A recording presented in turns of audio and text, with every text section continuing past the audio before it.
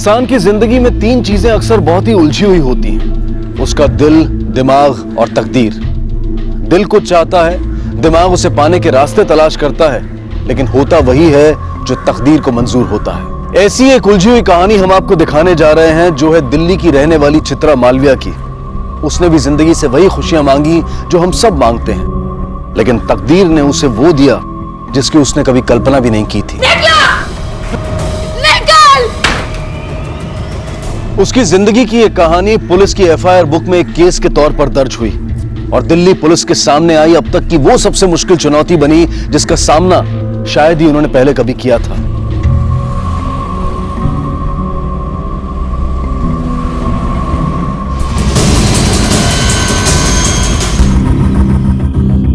चित्रा, अब हम तो तुम्हारे साथ हैं और अपना मुन्ना भी।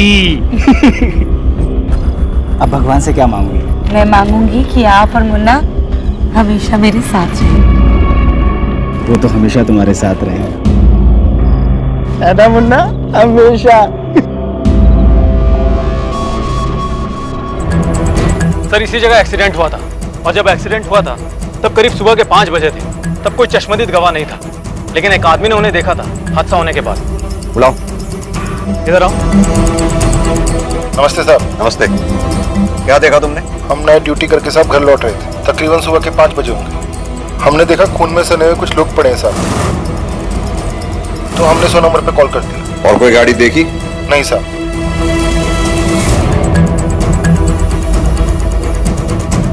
या तो ये लोग मंदिर जा रहे थे या मंदिर से आ रहे थे। जी सर। और एक बात, जैसा सब दिख रहा है ऐसा लगता है जैसे गाड़ी इस डायरेक्शन से आई होगी। यहाँ से आने के बाद गाड़ी ने इन लोगों को यहाँ टक्कर मारी। टक्कर मारने के बाद वो अपना कंट्रोल खो बैठा और जाकर ये इस पेड़ से जा टकराई। सर, तेजी से ब्रेक मारने की वजह से यहाँ पे गाड़ी के टायर के निशान भी मौजूद है। इनकी साइज और पेड़ पर जिस हाइट पर ये मार्क आया है, उसे देखते ऐसे लगता है कि बड़ी कार रही होगी। अगर पेड़ पे इतना गहरा निशान लगा है तो जरूर गाड़ी पे भी डेंट पड़ा होगा। ये हिट एंड रन का मामला है या प्लान मर्डर, ये हमें विक्टिम ही बताएगा। एक काम करो, आसपास के गैरेजेस में जाओ और उनसे कहो अगर कोई एक्सीडेंटल गाड़ी आती है तो फौरन हमें इन्फॉर्म करें। Okay sir.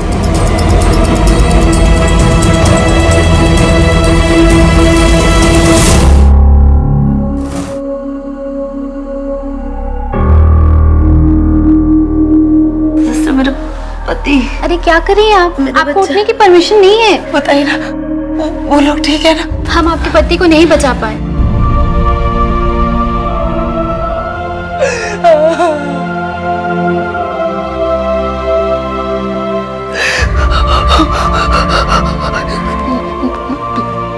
मुन्ना, मुन्ना कौन है? मुन्ना से मिलना है।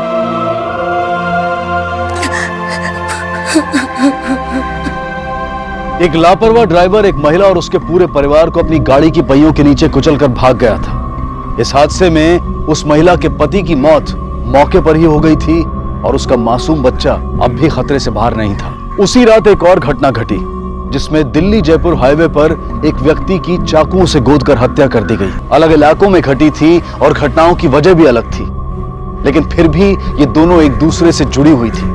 बहुत गहरा और करीबी रिश्ता था इनमें, जो आगे चलकर सामने आने वाला था।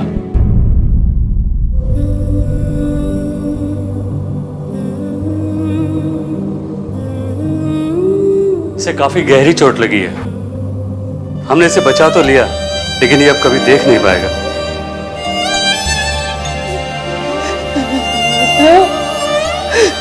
मुन्ना, मुन्ना, मुन्ना, मुन्ना।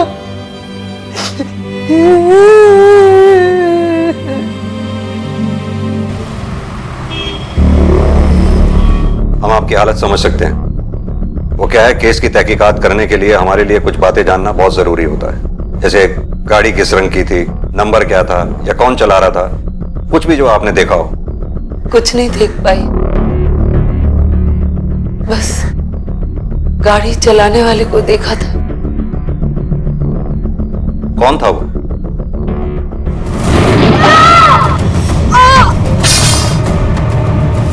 डॉक्टर पारिक। हमारे मोहल्ले के पास उसका दवाखाना है, द्वारका, सेक्टर नंबर 23।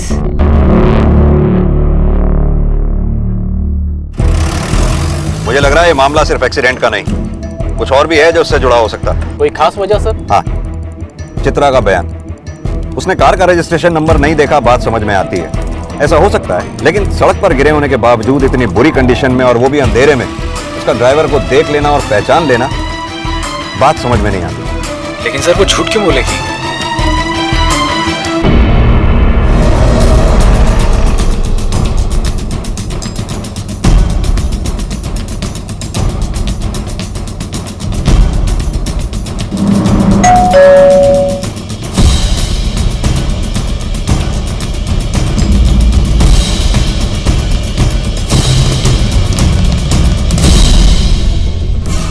कल से घर नहीं लौटे हैं, कहाँ है मालूम नहीं। आपके फादर कल से घर नहीं लौटे हैं और आपने उन्हें ढूंढने की या पुलिस की मदद लेने की कोई जरूरत नहीं समझी। आपके फादर एक हिट एंड रन केस में सस्पेक्ट हैं। बेहतर होगा अगर कुछ जानती हैं तो वो बता दें। सर मैंने बोला ना आपको, हमें कुछ नहीं मालूम है कहाँ गए वो। कि मैडम आपके हाथ में चोट कैसे लगी? ये सीढ़ियों से नीचे गिर गई थी। आपकी मदर कुछ बोलती नहीं है क्या? जी नहीं सर, वो हमेशा से कम ही बोलती। डॉक्टर साहब की गाड़ी कहाँ है? वो अपने साथ लेके गए। कौन सी गाड़ी है उनके पास? ब्लैक कार है। गाड़ी का नंबर है DL1C BP 7377। लगता है इस डॉक्टर के परिवार वालों को डॉक्टर की कोई खास चिंता नहीं।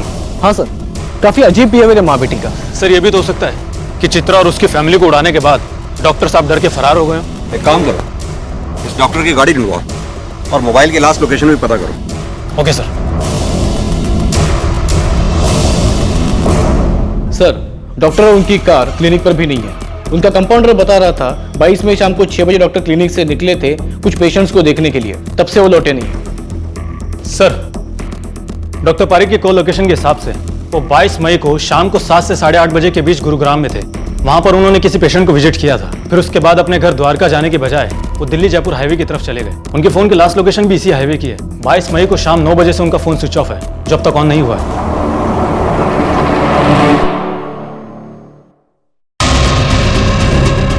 डॉक्टर पारिक दिल्ली से बाहर कहीं या फिर जयपुर जाने वाले थे?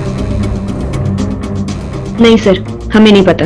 मैडम, हमें आपके हस्बैंड के एक हिट एंड रन केस में तलाश है और हमें ये बात भी अच्छी तरह से पता है कि वो घटना होने के करीब 8 घंटे पहले से खुद से लापता है। We need your cooperation. वो जिंदा है या मर गए?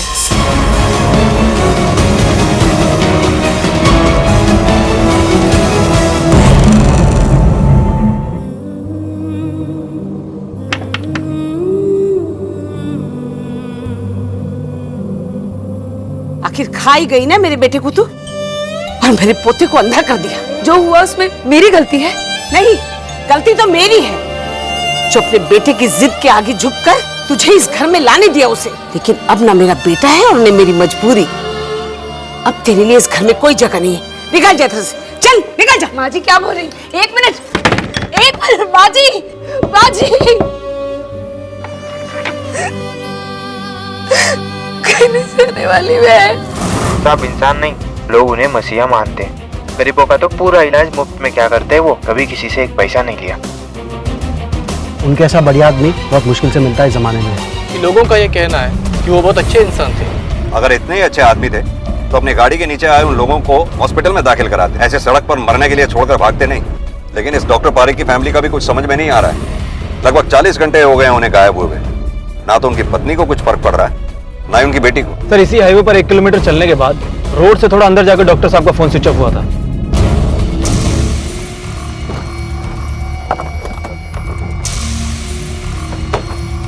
सर, यही वो लोकेशन है जहां पर डॉक्टर पारिक का फोन स्विच ऑफ हुआ था। एक काम करो, देखो सब लोग क्या मिलता है। Okay sir.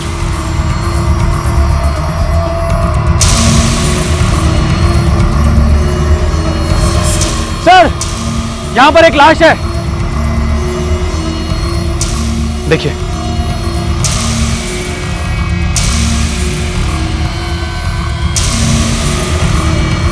एक काम करो, आसपास अच्छी तरह से छानबीन करो, कुछ ना कुछ सबूत के तौर पर जरूर मिलेगा, मर्डर वेपन वगैरह या कुछ भी। Okay sir. और हाँ, इनकी गाड़ी भी देखो। चलो भाई। हो सकता है कहीं आसपास ही हो। जी सर।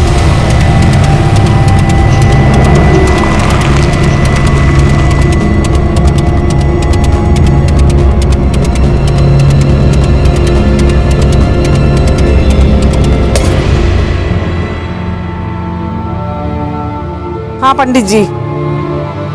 हाँ नहीं, वो बेटे का श्राद्ध करना है ना, तो उसलिए मैंने। तू?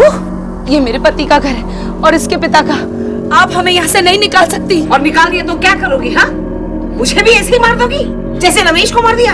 आप बार बार वही चीज क्यों दोहरा रही हैं? आपसे कितनी बार कहा है कि वो एक हादसा था, उसमें मेरी कोई गलती नहीं है। हटिए, हटिए आप हमें नहीं निकाल सकती, हमारा घर है ये। सर, पोस्टमार्टम रिपोर्ट के हिसाब से इनकी मौत 22 मई को रात को 11 बजे के करीब हुई है। यानी क्लिनिक से निकलने वाली रात में? Yes sir.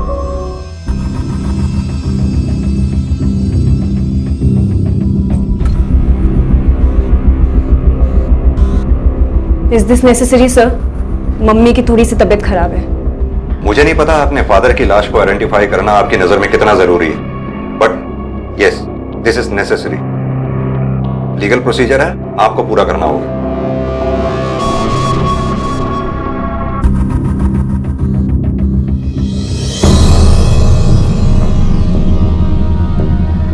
जी हाँ सर, यही है डॉक्टर मनोज पारेख।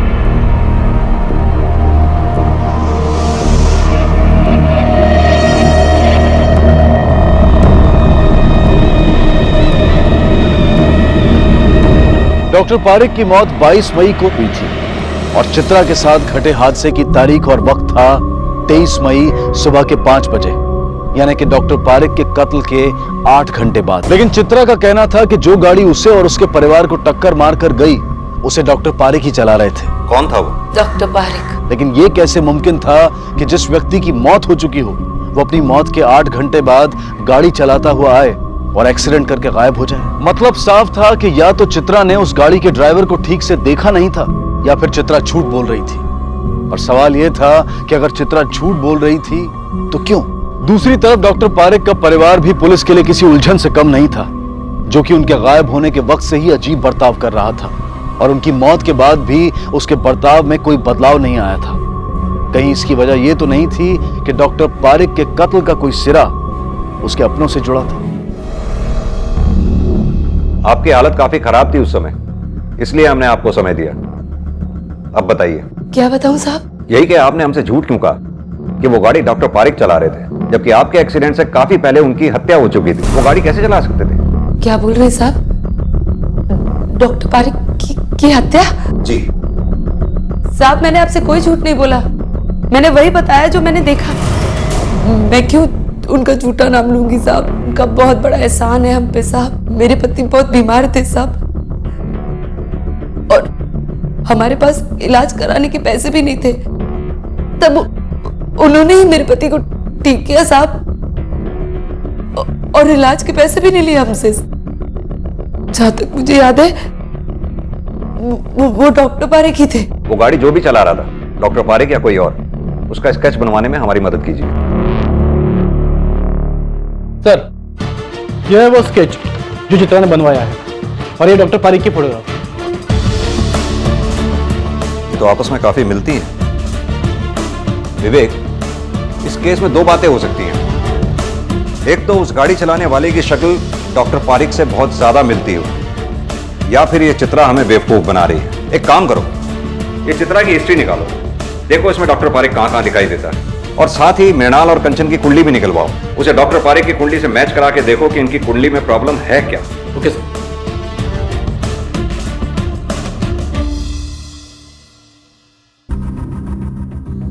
वो उनका अंतिम संस्कार करवाना होगा।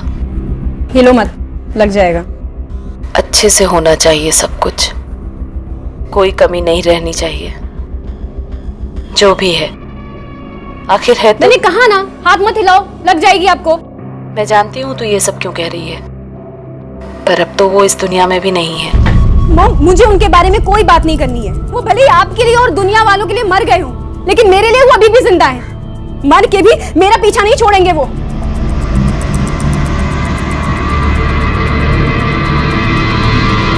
डॉक्टर पारिक की फैमिली के बारे में क्या और कितना जानते हो तुम? सर 2 लोग और हैं उनकी फैमिली में, एक उनकी बेटी, एक उनकी वाइफ, बस इतना ही जानता हूँ। डॉक्टर साहब अपनी फैमिली के बारे में ज्यादा बात नहीं किया करते थे और ना ही वो लोग कभी यहाँ आते थे। कब से काम कर रहे हो डॉक्टर साहब के यहाँ? सर करीब 10 सालों से। तो तुम्हारे कहने का मतलब है पिछले 10 सालों से डॉक्टर साहब की फैमिली का कोई भी मेंबर क्लिनिक में नहीं आया? सर दरअसल उनकी वाइफ भी पहले डॉक्टर थी। डॉक्टर थी?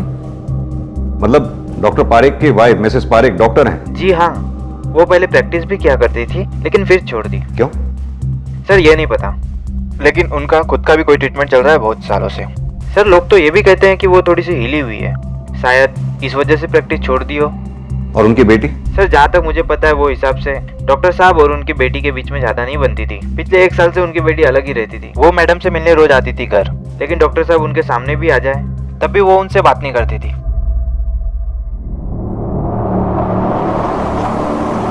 इन्हें पहचानते हो?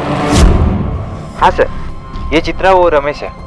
सर रमेश को टीबी थी, जब उसकी टीबी बिगड़ गई तब उसे यहाँ लेके आए थे इलाज के लिए, और इसका इलाज हमारे साहब ने किया है। ये मेरे पति का घर है, मुझे यहाँ से कोई नहीं निकाल सकता, समझे? एक कदम भी आगे बढ़ाए ना तो मैं खुद का गला रेत दूंगी, और वरना कभी फिर पूरी जिंदगी तुम लोग पुलिस स्टेशन के चक्कर काटते फिरना। निकलो ऐसे, निकलो! ए, चलो चाची। निकाल! पागल हो गई, निकाल!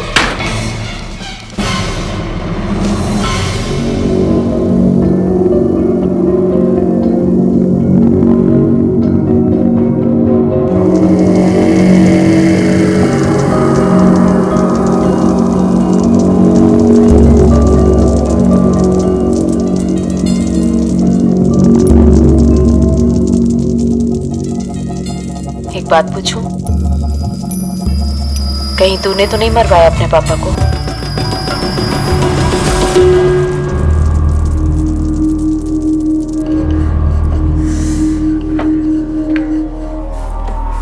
अरे अब जब यहाँ रहने ही लगी है तो अपने लिए रोटियां बना रही है ना, मेरे लिए भी 2 रोटी बना देना।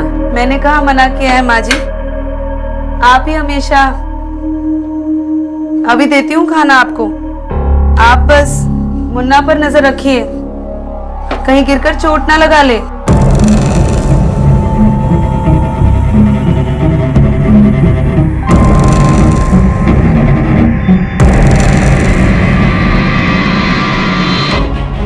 हमें पता चला है पिछले 1 साल से आप इस घर में नहीं रहती हैं, और घर छोड़ने की वजह थी आपके फादर। बनती नहीं थी आपकी आपस में, वो खास वजह? दुनिया में हर एक की आपस में बने ऐसा जरूरी तो नहीं है ना। हर एक में और बाप बेटी के रिश्ते में फर्क होता है मिस कंचन। मेरी और उनकी थिंकिंग मैच नहीं होती थी। और आप मिसेस पारिक, किस चीज का इलाज चल रहा है आपका? डिप्रेशन का? अपने डॉक्टर का नाम बता सकती हैं आप? डॉक्टर सुषमा सक्सेना।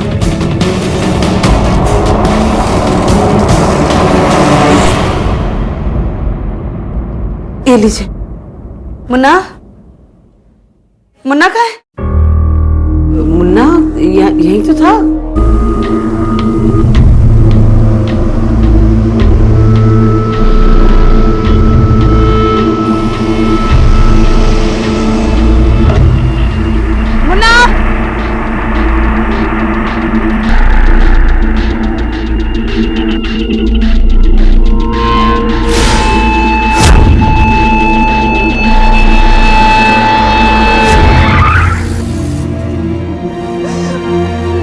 तू ठीक है ना?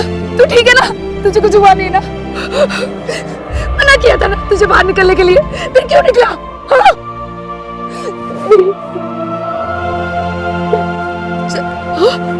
कर चल। What? मिसेस पारिक पिछले 8 साल से डिप्रेशन का शिकार हैं। जी हाँ। हमने मिसेस पारिक के लेफ्ट हैंड की कलाई पे पट्टी बंदी देखी थी। पूछने पर उनकी बेटी कंचन ने बताया कि वो सीढ़ियों से गिर गई थी, लेकिन जी नहीं, ऐसा कुछ नहीं हुआ था। अपनी कलाई मृणाल ने खुद काटी थी, और अपनी जान लेने के लिए ऐसा वो पहले भी कई बार कर चुकी है, वो भी अलग अलग तरीकों से। लेकिन क्यों?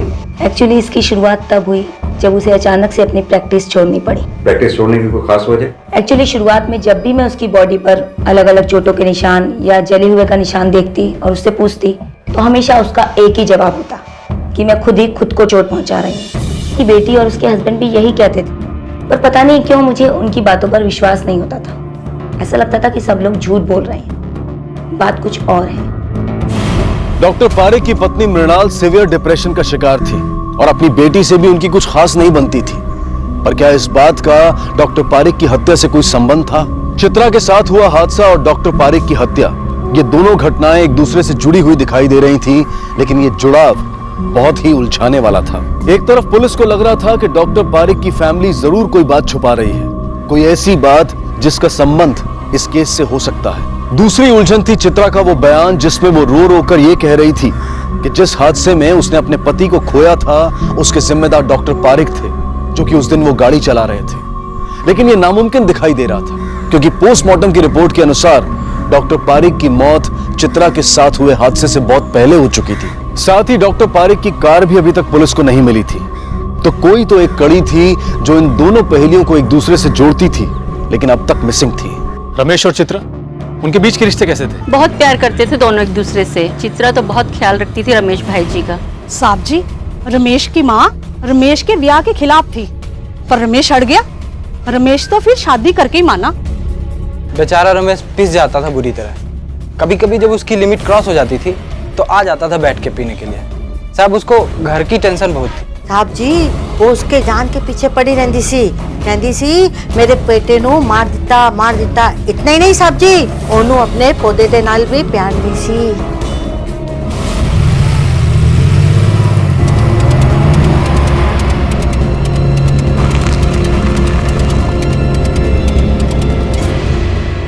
खामोश रहकर किसे बचाना चाहती हैं आप?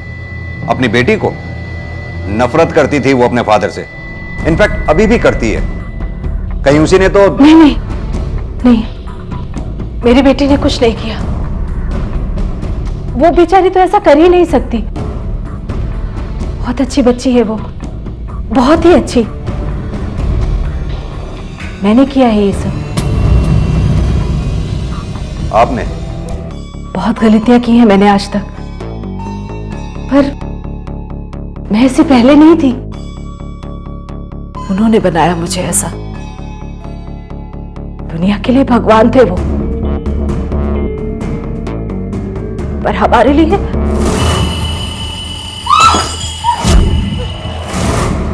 बस यही वो अकेली वजह थी जिसके चलते वो अलग अलग तरीकों से मुझे सजा देते थे, किसी भी बात पर। मृणाल, शर्ट हो गया?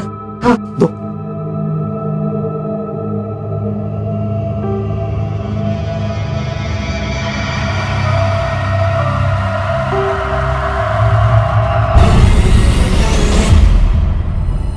मृणाल, ये क्या? ये मैं दूसरी दे। तुम्हें ठीक से आयरन करना भी नहीं आता? ये दूसरी ले लीजिए। मैं हमेशा यही सोचती थी कि कहीं मुझसे कोई गलती ना हो जाए जिसके चलते मनोज को बहाना मिल जाए और फिर वो मुझे। धीरे धीरे मैं कंफ्यूज रहने लगी अपने किए हुए हर काम के लिए, अपने लिए हुए डिसीजन पर, अपनी किसी भी चीज पर यकीन नहीं रहा मुझे। लेकिन आप एक डॉक्टर थी Mrs Pareek, a highly educated woman. आपने आवाज क्यों नहीं उठाई इस टॉर्चर के खिलाफ? पुलिस की मदद क्यों नहीं ली आपने? अपनी बेटी के लिए, आखिर मुझे उसे भी बचाना था। उसके साथ भी पूरी उम्र गुजार दी साहब। कितनी माएं देखी, कितने बच्चे जने, मैं नहीं पहचान सकूंगी। 6 महीने से ज्यादा हो गया था मेरा बेटा टीबी के चलते अपनी बीवी से अलग सोता था। लेकिन एक दिन मैंने देखा कि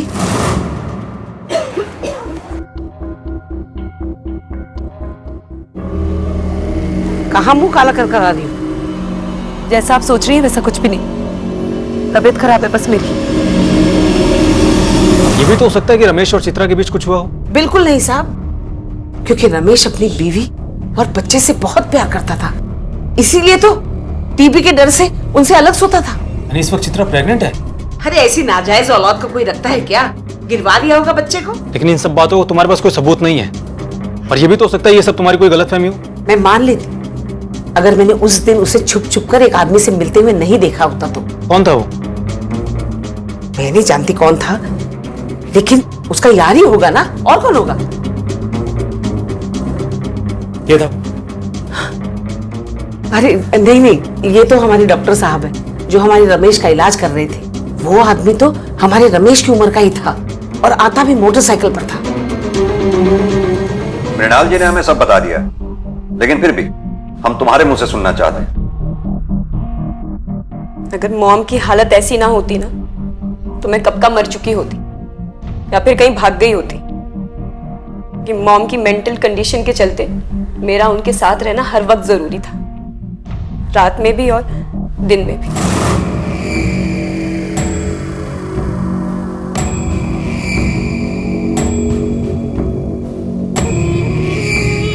उसी दिन वो घर छोड़ दिया था मैंने।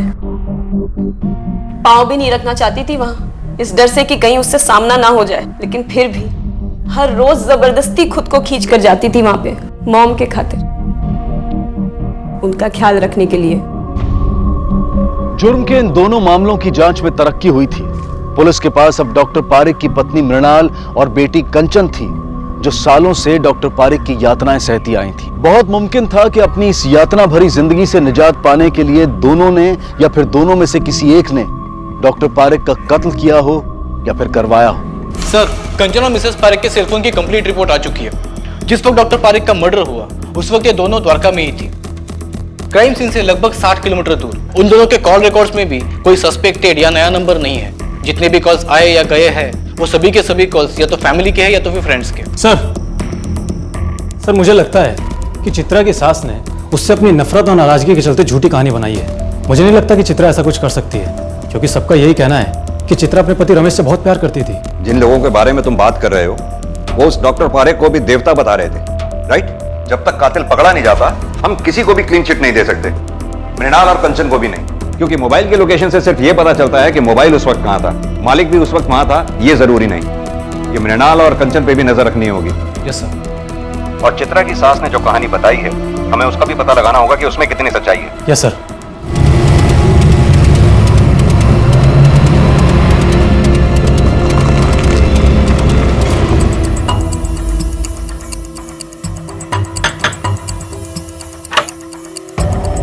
देवराज। हाँ? लेके चलो उसे। साहब, चल। मैंने कुछ नहीं किया साहब। चलिए बताओ, चित्रा को कैसे और कितना जानता है? क्लिनिक की नर्स ने हमें सब कुछ बता दिया। मुझे नहीं पता चित्रा और देवराज के बीच में अफेयर था या नहीं, लेकिन नो डाउट काफी क्लोज थे दोनों। वो भी आती थी वहाँ अपने पति का इलाज कराने, बस इसीलिए बातचीत होती थी। अगर आपको लग रहा है कि कुछ ऐसा वैसा था हमारे बीच, तो वैसा कुछ नहीं था। मेरी बीवी भी जानती थी उसे, बातें भी होती थी दोनों में। आप चाहिए तो पूछ सकते हो साहब। इस देवराज के कॉल रिकॉर्ड्स आए कि नहीं अब तक? अभी तक नहीं सर। जल्दी से मंगवाओ। Okay sir. हर चीज के दो पहलू होते हैं, यानी दो सिरे। मुझे लगता है हम सिर्फ एक सिरे पर ध्यान दे रहे हैं, दूसरे सिरे को हमने अभी तक छुआ तक नहीं। किस बारे में बात कर रहे हैं आप सर? डॉक्टर अपने एक पेशेंट को देखने गया था। 8:30 बजे उस पेशेंट के घर से निकलने के बाद डॉक्टर को अपने घर जाना चाहिए था। वो अपने घर जाने की बजाय गया दिल्ली जयपुर हाईवे पर, जहां करीब 11 बजे के करीब उसकी हत्या हो गई। ऐसा क्या हुआ होगा जो उस डॉक्टर को उस पेशेंट के घर से निकलने के बाद अपने घर जाने की बजाय दिल्ली जयपुर हाईवे पर जाना पड़ा हो? हमें इसका पता लगाना होगा।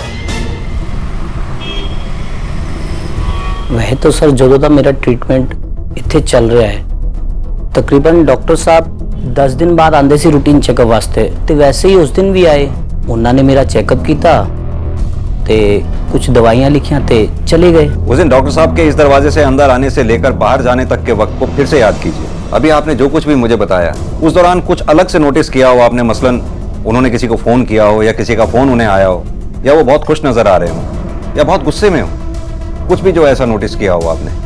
हाँ, वो उस दिन कुछ नाराज लग रहे थे, कुछ बड़बड़ कर रहे सी, किसी ਨੂੰ गालियां दे रहे सी। मैं उन्होंने पूछा पर उन्होंने कोई जवाब नहीं दिता। हाँ, एक गल होर सर, वो जो इत्थों गए ना, उन्हों का मूड बिल्कुल फ्रैश सीगा। डॉक्टर पारिक की फैमिली के अलावा जितने लोगों से भी हमने बातें की हैं, सबका यही कहना है कि उन्होंने कभी भी डॉक्टर पारिक को ऊंची आवाज में बात करते हुए नहीं सुना। और सर डॉक्टर पारिक के कॉल रिकॉर्ड के हिसाब से डॉक्टर पारिक को उस दौरान कोई कॉल आई या गई भी नहीं थी। एक मिनट, इस पार्किंग वाले से पूछते हैं, हो सकता है इसने कुछ देखा हो। जी सर। आओ। भाई कब से कह रहा हूँ गड्डी जाके उधर लगाना। अरे क्या हो गया? ले भाई ले, लगा दे तू, थोड़ी जल्दी है। अरे हमारे पास कौन सा टाइम है यार, पैसे दो। ले ले ले भाई, पैसे ले। एक मिनट, इसको पहचानते हो? देखा है कभी? साहब जी रोज इतनी गड्डियां आती है, इतने बंदे आते हैं, कहाँ किसी की शक्ल याद रहती है। मुझे याद नहीं कौन है ये। ठीक है, ये हैं तुम्हारे और देवराज के बीच हुई बातचीत के कॉल रिकॉर्ड्स।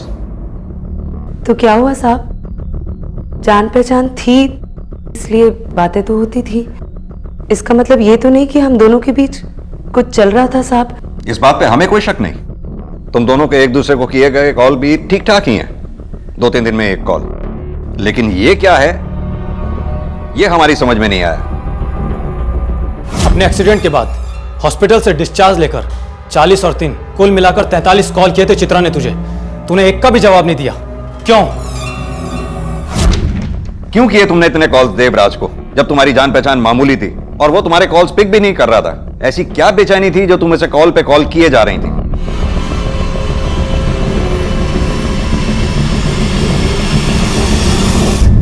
उस पेशेंट के घर के अंदर जाते समय डॉक्टर पारिक गुस्से में था और निकलते वक्त नॉर्मल। हालांकि इससे हमें कुछ हासिल नहीं होता। इधर चित्रा और देवराज हैं जो खामोश हैं, लेकिन उनके पास सॉलिड एलिबाई है कि डॉक्टर पारिक के मर्डर के वक्त वो मौका वारदात से कोसों दूर थे। इसके अलावा दोनों इतने पैसे वाले भी नहीं है सर कि किसी किराए के कातिल को हायर कर सके। इससे भी बड़ा सवाल है मोटिव का। मुझे कोई मोटिव नहीं दिखाई देता उनके पास, बल्कि अपने आपस के रिश्तों को लेकर उनकी खामोशी मुझे कहीं ना कहीं खटक रही है। लग रहा है जैसे इस खामोशी का मकसद बदनामी का डर नहीं बल्कि कुछ और भी है। शायद इस डॉक्टर पारिक का पूरा सच अभी हमारे सामने आया ही नहीं है, कुछ है जो हमसे छूट रहा है। एक काम करो राकेश, डॉक्टर पारिक के क्लिनिक से उसके सभी पेशेंट्स की लिस्ट निकलवाओ, सबसे बात करो। Okay sir.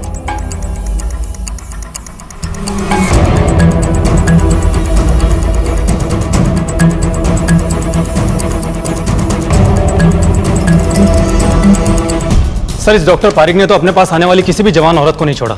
सभी गरीब तबके के लोग हैं, इसीलिए किसी ने आवाज भी नहीं उठाई। और सर इसके अलावा किसी को अपने बच्चे का इलाज करवाना था या किसी को अपनी माँ का, तो सबका वही हाल है। हाँ ये सच है, अपने इलाज के लिए एक भी पैसा बचा नहीं था मेरे पास। डॉक्टर पारिक ने मुझसे इलाज का पैसे ना लेने का वादा किया था, क्योंकि बदले में उसे कुछ और चाहिए था। और कोई रास्ता मेरे पास नहीं बचा था साहब। अगर मैं रमेश का इलाज नहीं करवाती तो वो मर जाते। डॉक्टर पारिक उनका इलाज बिना पैसे लिए करने को तैयार थे, और उस दिन उन्होंने मुझे अपने क्लिनिक में बुलाया।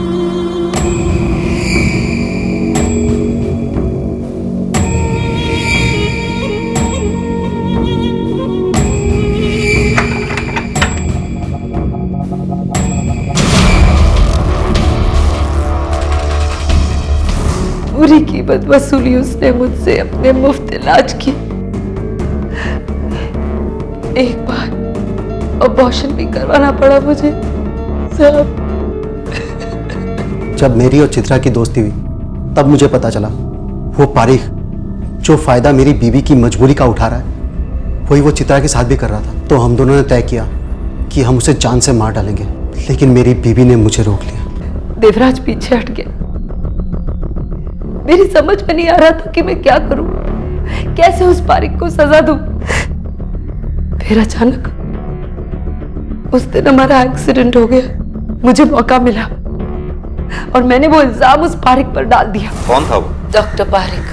सोचा मार नहीं पाई तो क्या हुआ, पूरी जिंदगी अगर वो जेल के पीछे सड़ेगा तो शांति मिलेगी मेरे मन को।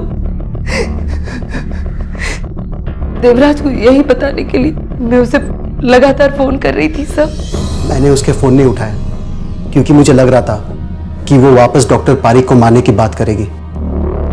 वो आदमी कौन था जिसने तुम्हारा एक्सीडेंट किया?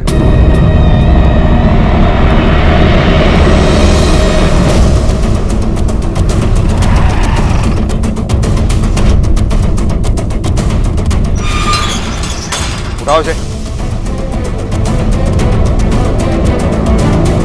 देखो जरा ये गाड़ी का मालिक कौन है, लेके आओ उसे।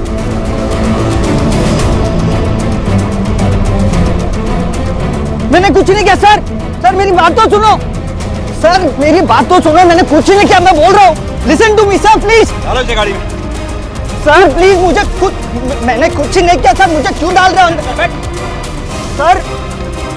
Sir please listen to me sir, मैंने कुछ नहीं किया है।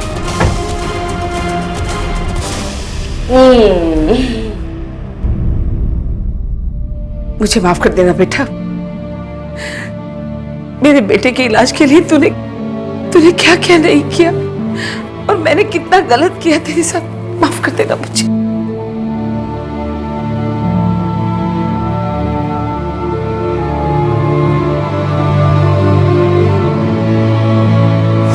सर उस लड़के ने मान लिया है कि चित्रा उसकी फैमिली का एक्सीडेंट उसके कार से हुआ था। इसके बाद वो डर गया, उसे अंदाजा था कि पुलिस उसकी कार को ढूंढ रही होगी, इसलिए उसने कार को छुपा के रखा, कहीं बाहर नहीं निकाला। लेकिन सर उस लड़के का कोई भी कनेक्शन ना तो चित्रा उसकी फैमिली के साथ है, ना ही देवराज के साथ और ना ही डॉक्टर पारिक के साथ। सर डॉक्टर पारिक की कार का पता चल गया है, यहीं पास ही के बहरामपुर गांव में है और कोई है जो उसे बेचने की कोशिश कर रहा है। चलो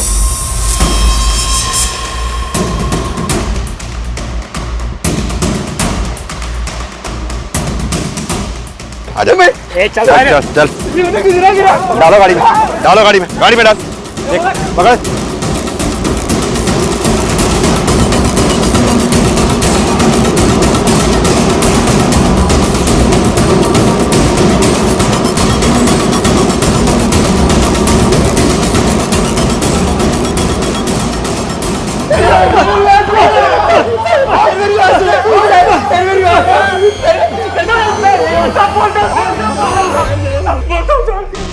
बोल, सब सच सच बता। साहब उस रात मेरा मूड पहले से ही खराब था।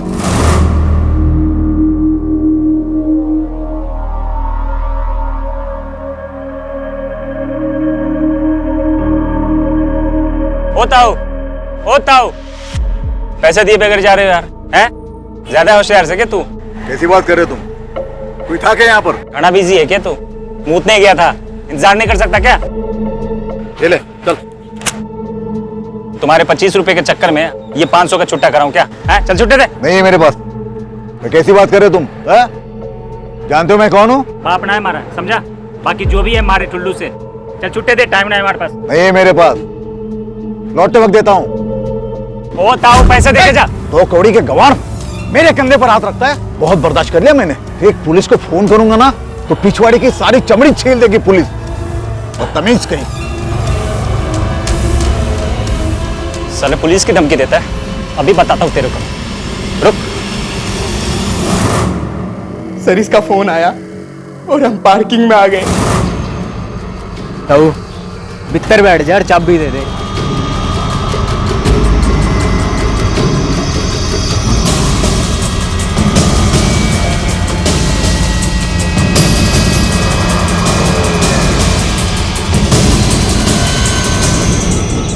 हमारे से पंगे लेगा तू?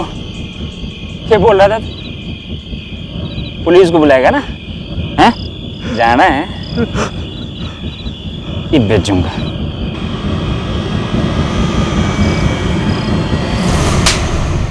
मूड खराब था। इतनी छोटी सी बात पर एक आदमी की जिंदगी छीन ली तुम लोगों ने। सौ जिंदगी भरे यहां आप तुम लोग, तब जाके तुम्हें जिंदगी की कीमत पता चलेगी। व्यवसायिक जीवन में अपनी असफलता और पत्नी की सफलता से कुंठित होकर डॉक्टर पारिक ने जो अपनी पत्नी और बेटी के साथ किया, उसे देखकर रोंगटे खड़े हो जाते हैं। दूसरी तरफ डॉक्टर पारिक के हाथों शोषण का शिकार हुई चित्रा ने भी अपने गुस्से को अपनी समझ पर हावी होने दिया और कानून का दरवाजा खटखटाने की बजाय खुद इंसाफ करने निकल पड़ी। इसके अलावा चित्रा की सास, डॉक्टर पारिक की पत्नी डॉक्टर मृणाल और बेटी कंचन, ये सभी किसी न किसी नकारात्मक भावना के शिकार हुए। अगर चित्रा की सास ने उस पर शक करने की बजाय उसे समझकर उसका साथ दिया होता तो चित्रा ने डॉक्टर पारिक की गंदी नीयत के सामने अपने घुटने टेकने की बजाय जिंदगी से लड़ने और अपने पति को बचाने का कोई दूसरा रास्ता ढूंढा होता। अगर मृणाल ने अपने डर और अपनी बेटी को लेकर अपनी असुरक्षितता को अपने आप पर हावी न होने दिया होता और शुरुआत में ही डॉक्टर पारिक के खिलाफ आवाज उठाई होती तो न सिर्फ अपने आप को और अपनी बेटी को, बल्कि उसने उन तमाम मजलूम महिलाओं को भी डॉक्टर पारिक का शिकार होने से बचा लिया होता। इस कहानी से हम सबको ये सीख मिलती है कि हमें अपनी भावनाओं, खासकर नकारात्मक भावनाओं, विचारों से सतर्क रहना चाहिए। उनका गुलाम बनने की बजाय अपनी समझदारी से उन्हें काबू में रखना चाहिए। इसी विचार के साथ अब मैं अनूप सोनी आपसे विदा लेता हूं। फिर मुलाकात होगी अगले एपिसोड में एक और चौंका देने वाले केस के साथ। तब तक अपना और अपने परिवार का ख्याल रखें और देखते रहें क्राइम पेट्रोल डायल 100। सबक एक को सीख हम सबको। जय। हर इंसान के जीवन में बुरा वक्त आता है। जो परीक्षा लेता है उसके धैर्य की, उसके विवेक की। जो धैर्य का दामन थामता है और अडिग होकर आगे बढ़ता है वो इस मुश्किल समय को पार कर जाता है। और जो इस मुश्किल समय में कमजोर पड़ जाता है वो अक्सर गलत रास्तों से होता हुआ जुर्म की तरफ बढ़ता है, जिसके बाद वो न सिर्फ अपने लिए बल्कि कई अनजान लोगों के लिए भी एक अभिशाप साबित होता है। आज का क्राइम पेट्रोल डायल 100 का यह केस एक ऐसी कहानी बयां करता है जहां कुछ लोगों ने गलत रास्ते को आसान समझकर पहले एक अपराध किया और फिर उस अपराध को जीने का जरिया ही बना लिया। लेकिन उनकी गलती का खामियाजा बहुत से बेगुनाहों को भरना पड़ा।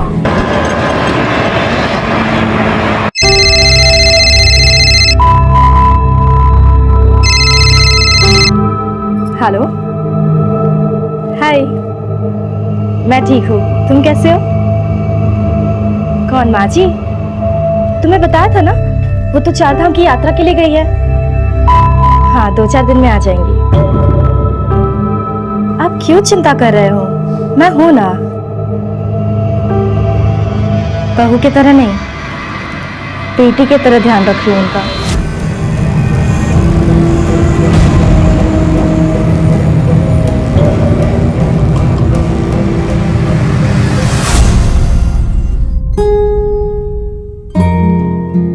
चलो यहाँ बैठते हैं, आ जाओ। अरे बैठो तो प्लीज, मुझे प्लीज प्लीज 2 मिनट के लिए बैठो, 2 मिनट के लिए बैठो ना, प्लीज प्लीज प्लीज, आओ आओ।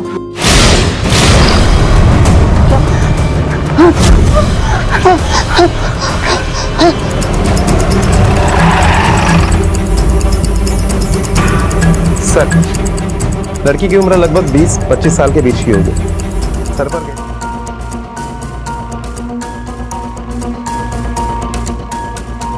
सर यही है गाड़ी, अंदर चेक करो।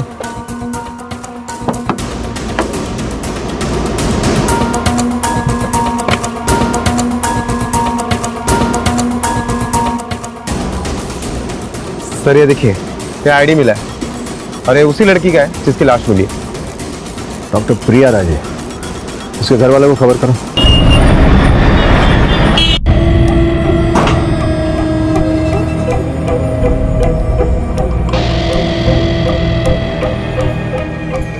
तकलीफ हो रही है ना, निकाल दूं? मैं क्या करूं? तुम भी तो मेरी बात सुनती नहीं हो ना।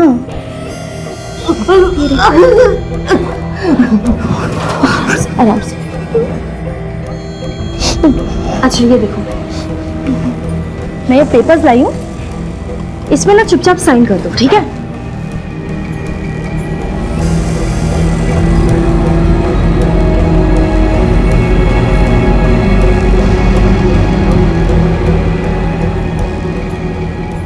साइन करो। अरे इस बुढ़ापे में क्या करोगी इतने जमीन जायदाद का? मरने के बाद छाती पर लेके तो नहीं जाओगी? चलो साइन करो, पकड़ो पकड़ो, जल्दी साइन करो। अरे पकड़ना। नहीं करूंगी, कभी नहीं करूंगी। एक बहू अपनी सास को बंधक बनाकर उसकी जायदाद अपने नाम करवाना चाहती है। यूं देखने में तो ये दोनों मामले एक दूसरे से कोसों दूर थे, लेकिन जिस कदर और जिस हद तक ये आपस में जुड़े थे वो हद मानव कल्पना की सोच की हद से भी परे थी।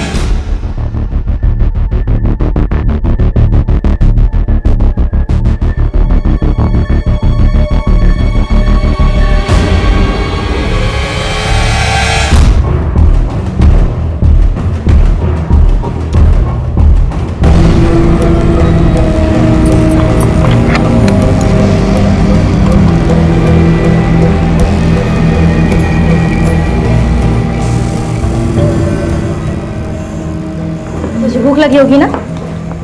देख मैं तेरे लिए खाना लाई हूँ।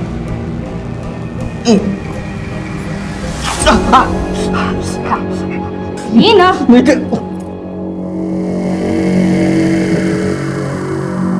प्लीज छोड़ दे मन, ज्यादा कर मुझे, तुझे रब भी सोहम।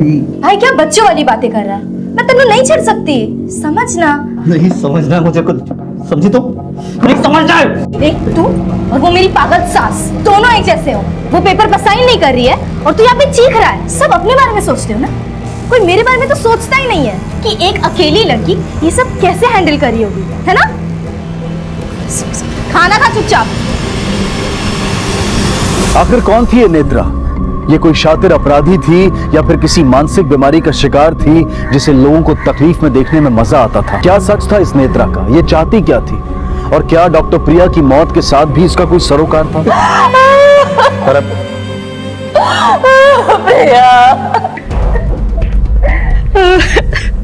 कल आपकी बेटी शादी करने गई थी? नहीं सर। फिर वो दुल्हन के जोड़े में क्यों थी? सर मुझे भी समझ में नहीं आ रहा है कि वो दुल्हन के जोड़े में क्यों थी और वहां क्या करने गई थी। कहीं ऐसा तो नहीं कि उसका किसी के साथ अफेयर हो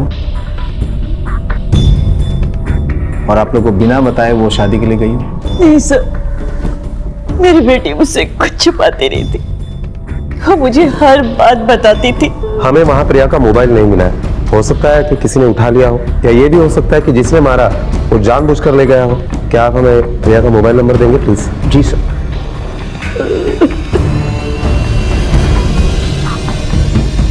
अरे साहब, यहाँ तो सब लड़के लड़कियां गलत काम करने ही आते, पर कल मैंने पहली बार किसी लड़की को दुल्हन के वेश में देखा था। कोई आया था उसके साथ? नहीं साहब, अकेली ही थी। उसके आने के पहले या उसके आने के बाद कोई आया था यहाँ पर जिसके ऊपर तुम्हें शक हो, कुछ अजीब लगा हो? नहीं साहब। राणे, रिया के माँ बाप को सच में कुछ नहीं पता है या वो झूठ बोल रहे हैं? बट आई एम श्योर इस लड़की की लाइफ में जरूर कोई लड़का था, वरना वो यहाँ क्यों आती, वो भी दुल्हन के लिबास में?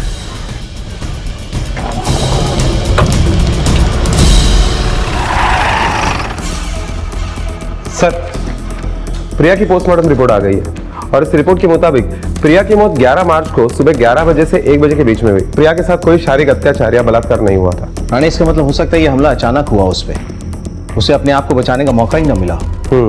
सर, ये प्रिया के कॉल रिकॉर्ड्स। उसका मोबाइल का लास्ट लोकेशन कत्ल की जगह है और 11:20 में लास्ट कॉल आया था उसको। किसका नंबर है ये? सर, ये नंबर किसी डॉक्टर रघु आकर्ष के नाम पर रजिस्टर्ड है और इस नंबर से प्रिया को तकरीबन रोज फोन आता भी था और प्रिया के मोबाइल से इस नंबर पर फोन किया भी जाता था।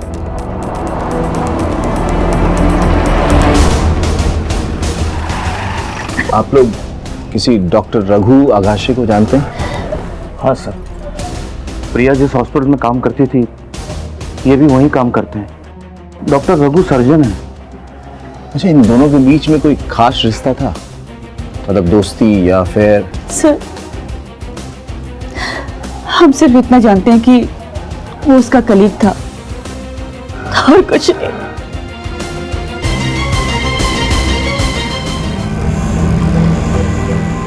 ये देखो, आज के अखबार में तुम्हारी राशि में क्या लिखा है? पानी से बच के रहना। पर क्यों? अच्छा, हर साल हजारों लोगों की मौत बाथरूम में फिसलकर खोपड़ी फूट जाने से हो जाती है ना?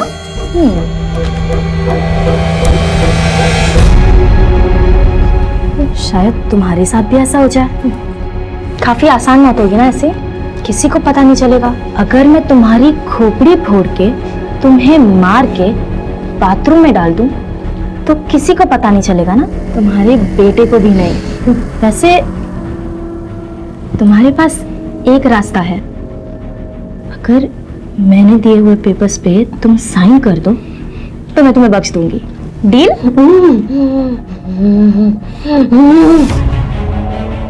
डॉक्टर रघु आकाश ड्यूटी पर है? Yes sir. उनसे बोले हम मिलना चाहते हैं। क्या प्रिया का खून हो गया? कमाल है, आपको खबर तक नहीं है कि आपकी दोस्त का कल खून हो गया है। देखिए सर, वो मेरी दोस्त नहीं थी, सिर्फ कलीग थी। इसके अलावा हमारा और कोई रिश्ता नहीं था। रिश्ता तो तब होता ना सर जब दोनों की आपस में बनती, झगड़ा ही चलता रहता था। एक दिन डॉक्टर प्रिया ने डॉक्टर रघु को बहुत बुरी तरह झाड़ा था कि सुधर जाओ। सर, मैं मानता हूँ कि हमारा झगड़ा हुआ था और क्योंकि गलती मेरी थी इसलिए मैंने उससे माफी भी मांग ली थी। सर, उसके बाद सब कुछ नॉर्मल हो गया था। ऊपर से सबको नॉर्मल लग रहा था, लेकिन अंदर की बात क्या थी वो हम नहीं जानते। लेकिन अफवाह सुनी थी कि डॉक्टर रघु ने डॉक्टर प्रिया को प्रपोज किया था और डॉक्टर प्रिया ने उन्हें रिजेक्ट कर दिया था। सर मैंने उसे प्रपोज किया था क्योंकि मैं उसे बहुत पसंद करता था, लेकिन जब उसने मुझे मना कर दिया तो मैंने भी बात को वहीं खत्म कर दिया। बात को खत्म कर दिया या प्रिया को ही खत्म कर दिया? ये आप क्या कह रहे हैं सर? ऐसा थोड़ी ना होता है कि कोई किसी को मना कर दे तो उसे जान से ही मार डालो।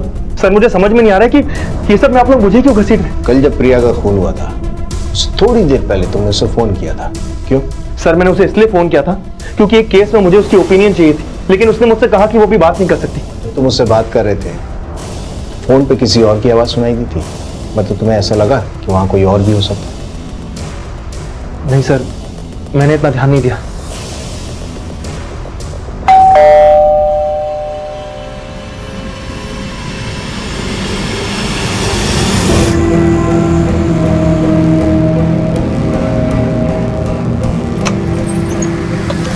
नेत्रा, मुझे दही चाहिए था, है क्या?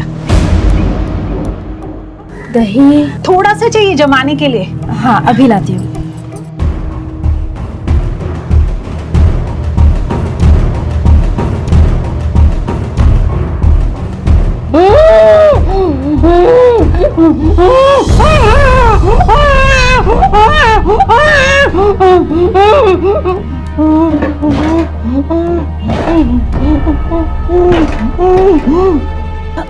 अगर नेत्रा, ये अंदर से आवाज कैसी आ रही है? जैसे वो खिड़की खुली रह जाती है ना, तो कभी कभी बिल्ली आ जाती है, बहुत परेशान करती है। अभी निकालती हूँ उसे। हाँ, जब मौसी कब आ रही है तीरथ से वापस? अगले हफ्ते। अब उन्हें पैसे तो दे दिए थे ना तूने? हाँ, प्रसाद के। हाँ हाँ, दे दिए ना। अच्छा सुन, वो आएंगे ना तो प्रसाद देना मत भूलना। नहीं भूलूंगी।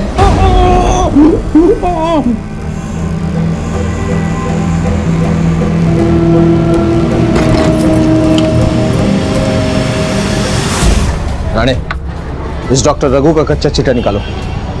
पता करो प्रिया के ना बोलने के बाद इसने चैप्टर वहीं क्लोज कर दिया था या आगे भी इसकी सर्जरी जारी थी। और प्रिया के सोशल नेटवर्क और वर्क प्लेस के जितने भी फ्रेंड्स हैं उनसे पता करो कि डॉक्टर रघु के अलावा भी कोई लाइन में था या ऐसा कोई जिसे प्रिया पसंद करती हो। सर, प्रिया को तो शादी और बॉयफ्रेंड जैसे टॉपिक में कोई इंटरेस्ट ही नहीं था। सर, प्रिया तो शादी को ऐसे अवॉइड करती थी जैसे उसको शादी से कोई एलर्जी हो। मुझे आपकी दुकान के 11 मार्च की रात को 10:22 पर एक लड़की डॉक्टर प्रिया दलवी का कार्ड स्वैप हुआ था, उस वक्त के सीसीटीवी फुटेज चाहिए। तो फॉरवर्ड करना। रात का वक्त है। राणे, ऐसी क्या इमरजेंसी आ गई इस लड़कियों की रात के वक्त दुकान बंद होने के समय ये शादी का जोड़ा खरीदने गई, वो भी अकेले? सर, साथ जाने का सवाल तो तब उठता जब हमें पता होता कि प्रिया शादी का जोड़ा खरीदने जा रही है। प्रिया के दोस्तों का कहना है कि वो शादी को अवॉइड करती थी। ऐसा क्यों? इसकी कोई खास वजह?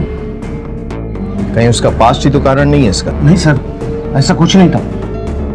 हम तो खुद चाहते थे कि उसकी शादी हो जाए, फिर उसकी उम्र भी हो गई थी। हमने तो उससे कहा था कि जात धर्म से हमें कोई फर्क नहीं पड़ता, उसकी पसंद ही हमारी पसंद होगी। पता नहीं उसने ऐसा क्यों किया। सर, प्रिया के माँ बाप उसे हर तरह से सपोर्ट कर रहे थे, उसे अपना अफेयर छुपाने की कोई जरूरत नहीं थी, फिर भी उसने अपना अफेयर। हाँ, हो सकता है कि छुपाने की वजह उस लड़की के पास ना हो, उसके बॉयफ्रेंड के पास हो। सर, ये डॉक्टर प्रिया के कॉल रिकॉर्ड से जो आपने मंगवाए थे।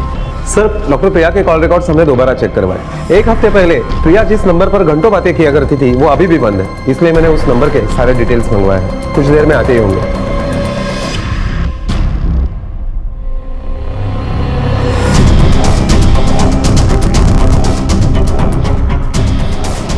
सर, वो नंबर ये मोहन मंत्री के नाम पर रजिस्टर्ड है। सिम कार्ड एप्लीकेशन फॉर्म पर ये जो फोटो लगाई है उसके ऊपर स्टैंप और सिग्नेचर के वजह से फोटो साफ नहीं दिखाई दे रही, इसलिए हमने ये स्केच बनवा लिया ताकि हर जगह डिस्ट्रीब्यूट भी कर सके और पहचान के लिए दिखा भी सके।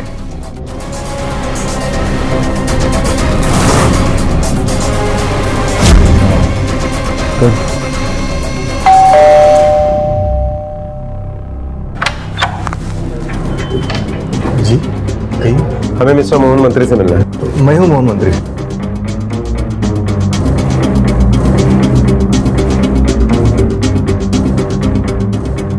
सर, मैंने इस आदमी को पहले कभी देखा नहीं, पता नहीं इसने क्यों और कैसे मेरा नाम और एड्रेस प्रूफ यूज किया। मतलब इसने आपके डॉक्यूमेंट्स पे ये नंबर लिया है?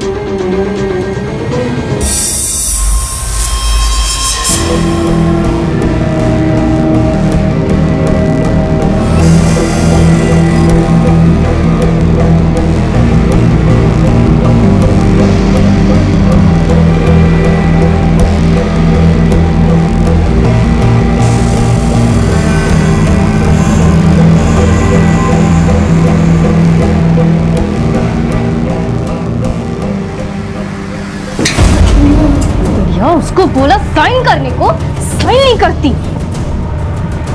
साइन करके रखा औरत ने।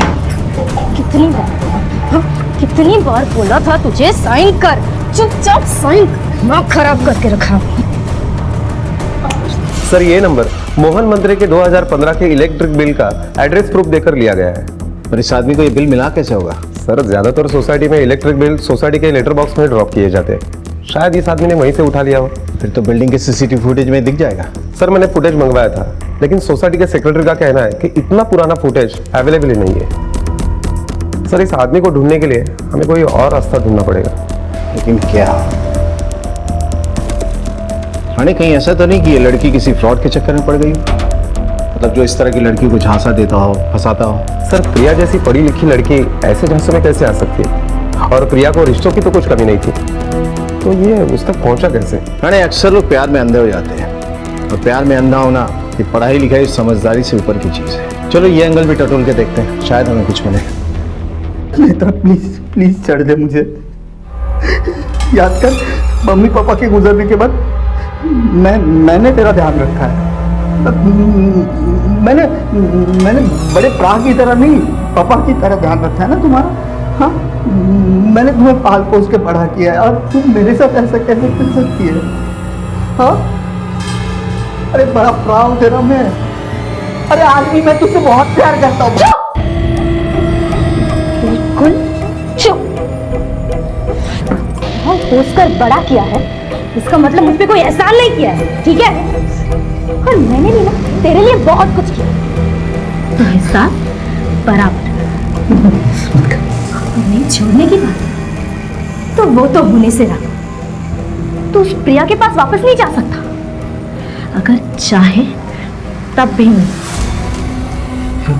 क्या किया तूने प्रिया के साथ? बताओ मुझे क्या किया तूने प्रिया को? भाई उससे कुछ करने की जरूरत ही नहीं है, क्योंकि मेरी प्रॉब्लम वो नहीं है, तू है तू।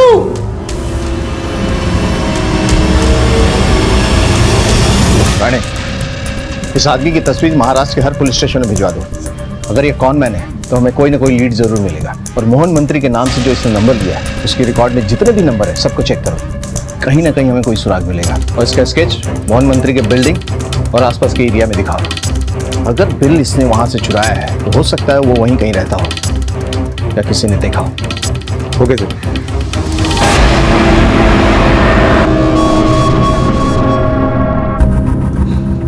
माँ जी, कल आपका बेटा दुबई से वापस आ जाएगा और फिर आप उसके सामने अपना दुखड़ा रोएंगी, मेरे बारे में सब कुछ बता देंगी, है ना?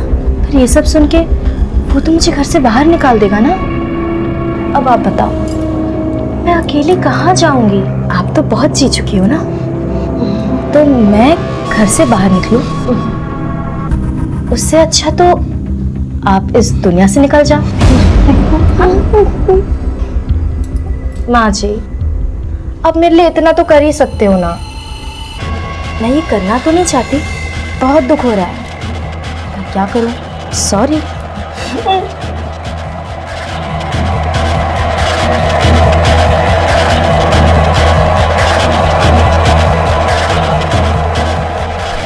पहचानते हैं इसे?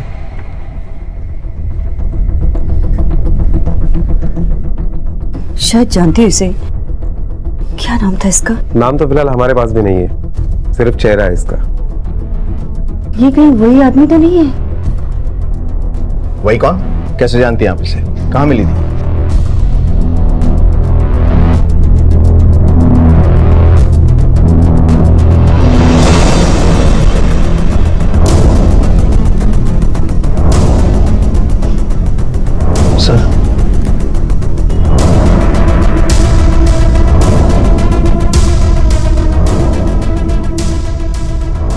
सर, पिछले साल हम प्रिया की शादी के लिए लड़का ढूंढ रहे थे, तब हमने उसका प्रोफाइल बहुत सारी मैट्रिमोनियल वेबसाइट में डाला। ये लड़का भी हमें वहीं मिला। हमें इसका प्रोफाइल अच्छा लगा, हमने बात आगे बढ़ाई, ये मिलने भी आया था।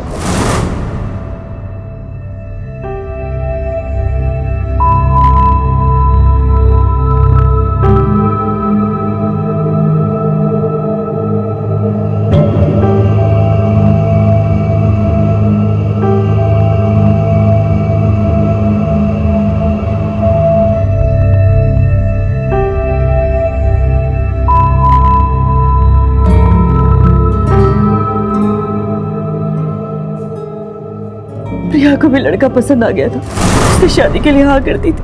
हम तो खुश हो गए थे कि वो शादी के लिए मान गई है।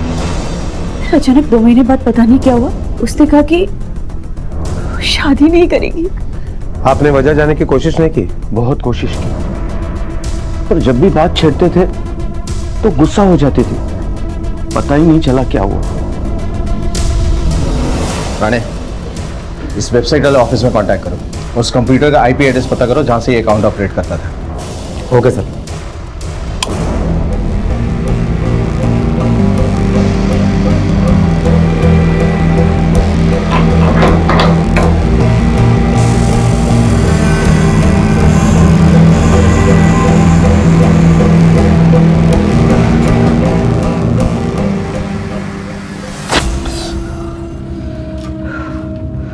नेत्रा, मुझे छोड़ दे प्लीज, मुझे छोड़ दो।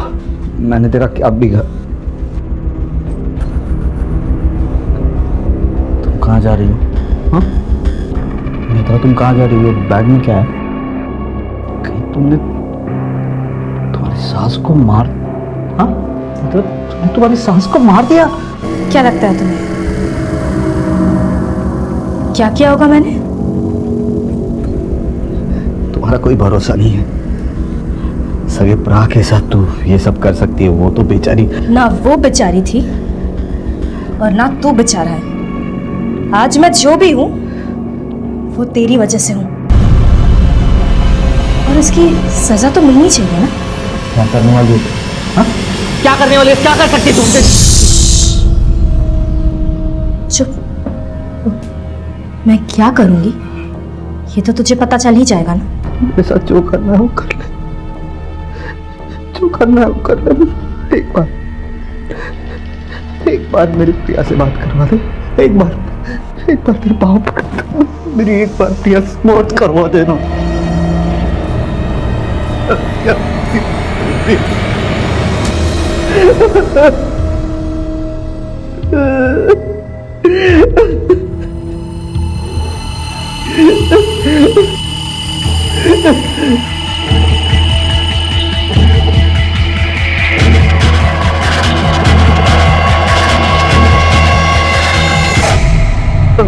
बस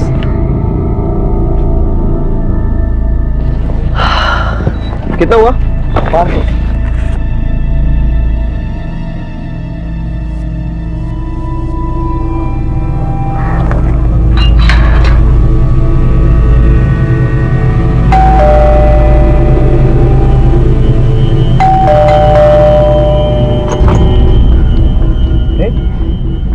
घर पर कोई नहीं है क्या? नेत्रा को तो पता था मैं आने वाला हूँ, तो घर लॉक करके कहाँ चले गए लोग? माँ भी नहीं है।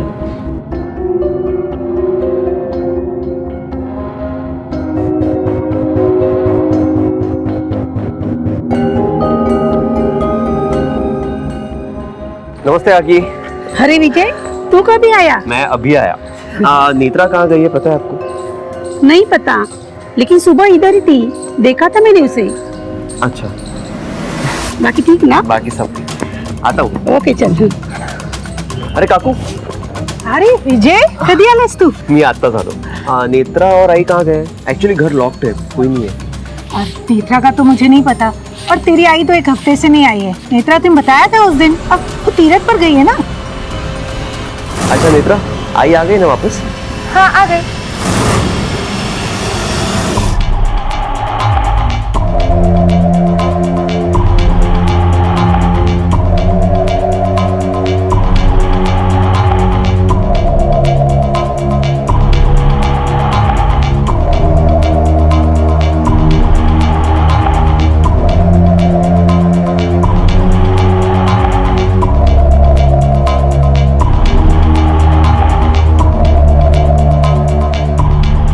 आई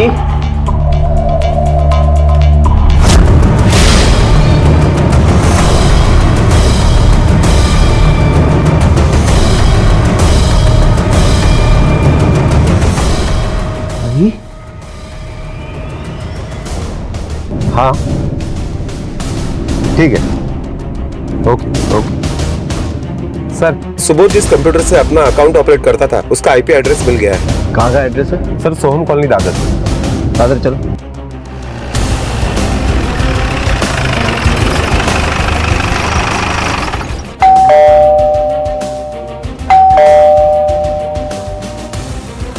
इसे पहचानती है? ये तो मेरे पति है, सुबोध।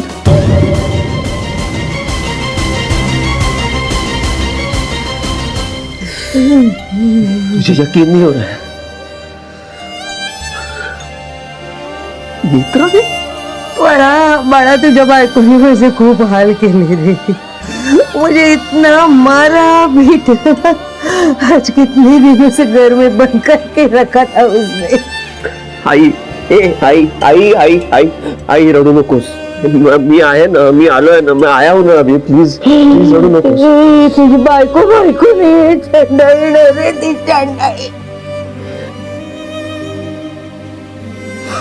प्रॉपर्टी के पेपर्स के ऊपर साइन चाहती थी वो मेरी। मैंने ना बोल दिया तो मेरी ये हालत की है उसने। लॉकर में से पूरे गहने पैसे लेकर भाग गई है वो। बहुत मारा रे उसने मुझे, बहुत मारा। मेरा बेटा आ गया ना अभी। हाँ मैं आ गया।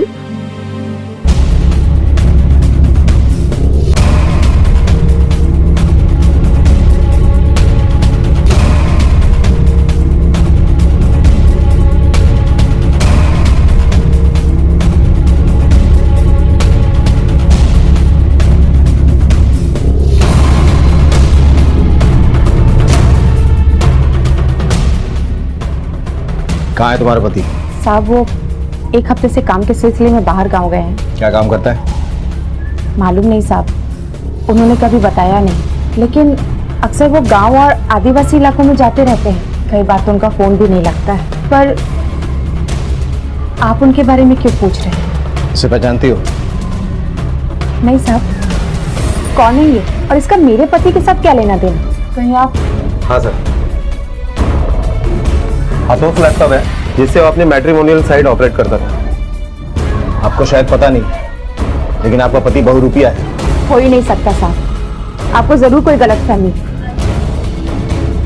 दुआ करो कि तुम्हारी बात सच है, वरना बहुत बुरी तरीके से फंसने वाला है। सर नेत्रा मुझे एक मैट्रिमोनी साइट पर मिली थी। कुछ मुलाकातों के बाद हम एक दूसरे को पसंद करने लगे और लगा कि सब कुछ ठीक है, इसलिए हमने शादी कर ली। शादी को कितना टाइम हुआ? सर शादी को 7 महीने हुए। एक्चुअली मैं एक डिवोर्सी हूँ, और जब नेत्रा जैसी अनमैरिड सुंदर लड़की मुझे मिली तो मैंने सोचा कि मैं बहुत लकी हूँ। उसकी फैमिली में कौन कौन है? सर उसकी फैमिली में सिर्फ उसका एक भाई है। नाम? उसका नाम है सुबोध। सुबोध?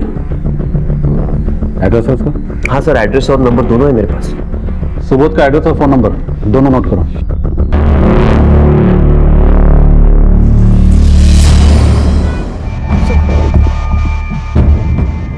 साहब सुबोध से मैं एक मैट्रिमोनियल साइट पर मिली थी। चूंकि मैं डिवोर्सी थी इसलिए हमने बहुत सिंपल तरीके से शादी की। कब हुई थी शादी? 1 साल पहले। सर सुबोध बहुत अच्छा इंसान है, वो फ्रॉड कर ही नहीं सकते। सुबोध की तरफ से यानी उसके फैमिली में से कोई आया था शादी में? जी, सिर्फ उनकी बहन नेत्रा।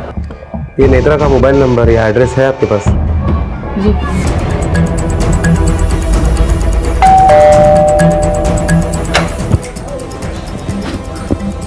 क्या हो गया सब? नेत्रा सुबोध यही रहते थे ना आपके भाड़े पे? हाँ सब। अभी कहाँ है? अभी कहाँ रहते पता नहीं सब। जैसे ही नेत्रा की शादी हो गई सुबोध शिफ्ट हो गया यहाँ से।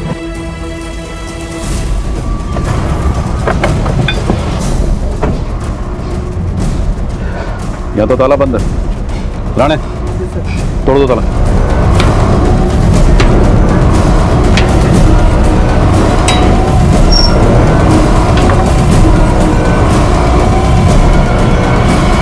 जब नाला सोपारा और विले पार्ले पुलिस ने एक दूसरे से संपर्क किया तो पता चला कि दोनों केसेस एक दूसरे से जुड़े हुए हैं। तहकीकात में साफ था कि नेत्रा और सुबोध मैट्रिमोनियल साइट के जरिए झूठी शादियां करके लोगों को ठगने का जुर्म कर रहे थे और उन पर एक नहीं बल्कि कई मामले दर्ज थे। सुबोध तो मर चुका था और अब इसका जवाब सिर्फ नेत्रा ही दे सकती थी, जो पुलिस की पहुंच से अब भी दूर थी। सुबोध और नेत्रा एक नहीं कई मोबाइल यूज कर रहे हैं। हर बार हर फ्रॉड के लिए वो एक नया सिम ले लेते हैं और यही वजह है कि उनके कॉल रिकॉर्ड से भी हमें कुछ नहीं मिल पा रहा। प्रिया के कत्ल के वक्त दोनों ही मोबाइल की लोकेशन कत्ल की जगह के आसपास की भी नहीं।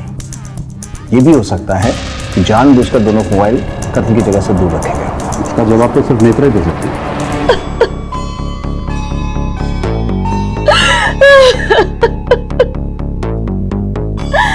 हमारी बच्ची 2 रुपए की वजह से रात दिन परेशान थी। प्रिया कैसे उसे पहचान ना पाई और उस फ्रॉड आदमी के प्यार में अंधी हो गई। सर ओके ठीक है, मैं कॉल करता हूँ। सर 6 साल पहले दिल्ली में भी सेम ऐसा ही मराठल फ्रॉड का केस हुआ था और उस केस में जो लड़की इन्वॉल्व थी वो नेत्रा ही थी।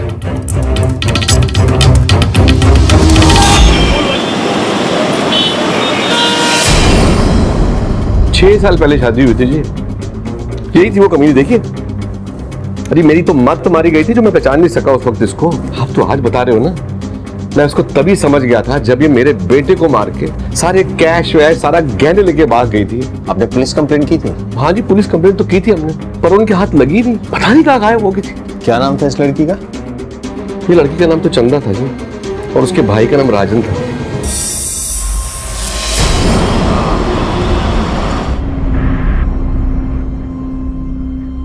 लो लस्सी पियो। शुक्रिया।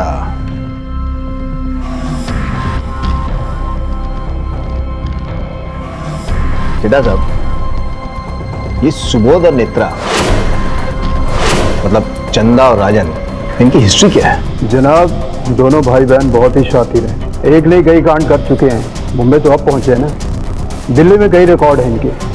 जनाब दोनों अनाथ हैं। जब से चोरी चकारी शुरू की, भाई की उम्र वही 16 साल की होगी और बहन 12 साल की। शादी के बाद तो दोनों ने लूटने का काम शुरू कर दिया। बहुत चालाक है जनाब, आसानी से हाथ नहीं लगेंगे। ठग, बहरूपिये, ये लोग अक्सर एक क्राइम करने के बाद या तो कुछ दिनों तक छिपकर बैठ जाते हैं या फिर शहर बदल देते हैं। और इस केस में भी पुलिस को नेत्रा की पुख्ता खबर मिलने में 3 महीने लग गए। पुलिस को यकीन था कि नेत्रा के मिलने के बाद सुबोध और प्रिया के कत्ल का राज बेपर्दा हो जाएगा, लेकिन ये राज अपने आप में और भी राज छुपाए बैठा था।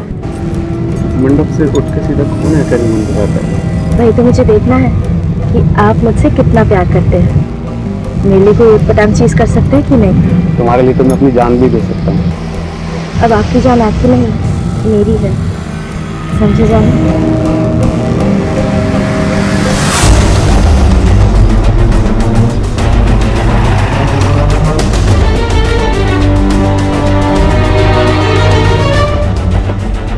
चलो तुम्हें तुम्हारे असली ससुराल लेके चलते।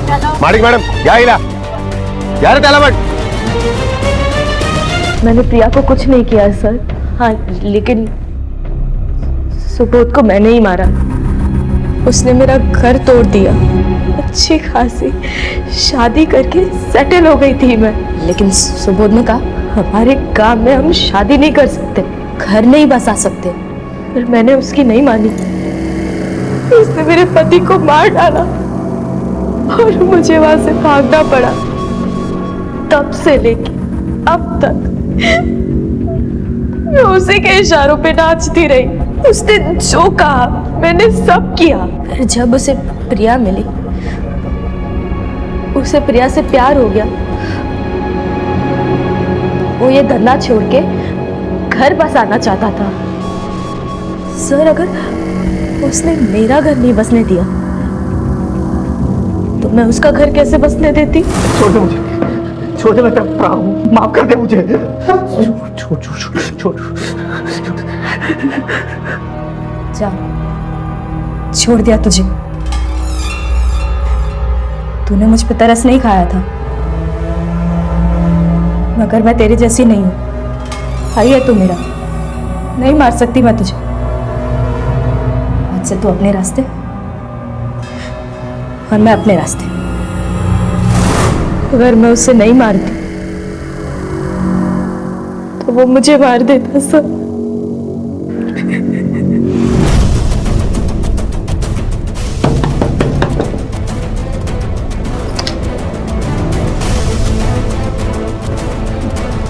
जी चलो खातिरदारी करनी है तुम्हारी।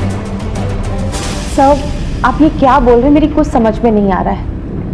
मुझे तो पता भी नहीं था कि सुबोध डॉक्टर प्रिया के साथ। बिना प्रिया को जाने तुमने नेत्रा से कैसे कह दिया कि सुबोध को अकल सिखाए? सर मेरी ऐसी कोई बात नहीं हुई थी। देखो, झूठ बोलने से कोई फायदा नहीं है, क्योंकि नेत्रा ने सब कुछ कबूल कर लिया है। झूठ मैं नहीं बोल रही हूँ, झूठ वो बोल रही है। और ये तुम्हारे एसएमएस जो तुमने नेत्रा को भेजे थे, ये भी झूठ बोल रहे हैं।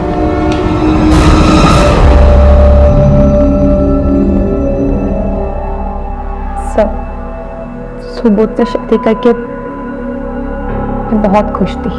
उतना लाइफ में कभी नहीं हुई। सुबोध मेरे बच्चे को अपने बाप की तरह प्यार करता था। सब कुछ बहुत अच्छा चल रहा था, लेकिन एक दिन वो डॉक्टर प्रिया हमारी लाइफ में आ गई। सब कुछ धीरे धीरे बदलने लगा। फिर नेत्रा ने भी मेरी मदद करने से इनकार कर दिया। उसके बाद मैंने अपनी शादी खुद बचाने की ठान ली। और एक दिन अभी तो तुम्हें यकीन हो गया होगा कि बच्चा मेरा नहीं है, कल्पना का है। अच्छा प्रिया, गल तो सुन, कल ठीक 11 बजे विलेपाले हाईवे है ना, उसके नज़दीक जो लवर पॉइंट है वहाँ मिलते हैं। उसके बाद हम आर्या समाज जाएंगे और शादी कर लेंगे। अच्छा, शादी का जोड़ा पहन के आना। बाय।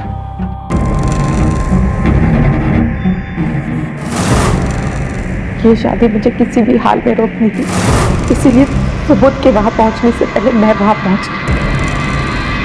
प्रिया, हाँ जानती हो ना तुम कि सुबोध शादीशुदा है, हमारा एक बच्चा है। उसके बाद भी तुम। वो सुबोध का बच्चा नहीं, सिर्फ तुम्हारा बच्चा है। और सुबोध तुमसे नहीं, मुझसे प्यार करता है। मैं सुबोध की जिंदगी में किसी और को बर्दाश्त भी नहीं कर सकती।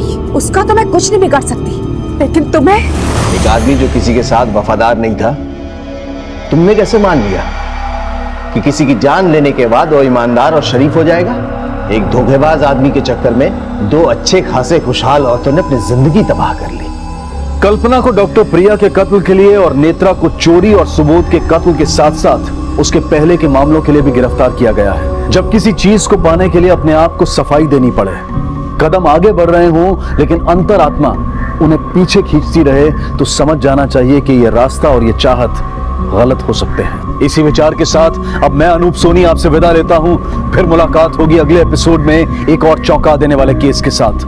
तब तक अपना और अपने परिवार का ख्याल रखें और देखते रहें क्राइम पेट्रोल डायल 100। सबक एक को सीख हम सबको। जय हिंद। इस तरह के और भी एपिसोड देखने के लिए हमारे चैनल को सब्सक्राइब करें और बेल आइकन दबाना ना भूलें।